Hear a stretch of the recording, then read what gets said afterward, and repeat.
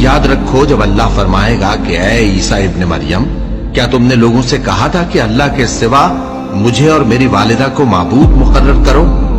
वो कहेंगे कि तू पाक है, मुझे कब शाया था कि मैं ऐसी बात कहता जिसका मुझे कुछ हक नहीं।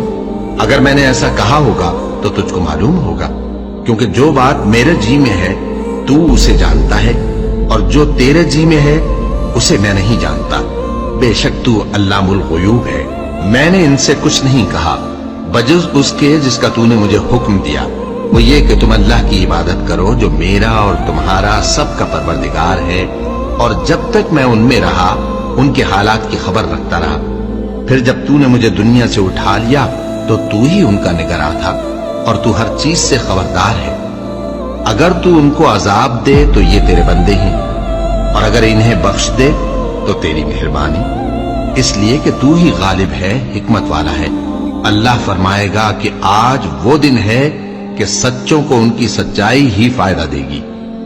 उनके लिए बाग हैं जिनके नीचे नहरें बह रही हैं, हमेशा हमेशा वो उनमें बसते रहेंगे। अल्लाह उनसे खुश है और वो अल्लाह से खुश हैं। यही बड़ी कामयाबी है। आसमान और जमीन और जो कुछ इन दोनों में है, सब पर अल्लाह ही की बादशाही है, और वो हर चीज पर कादिर है।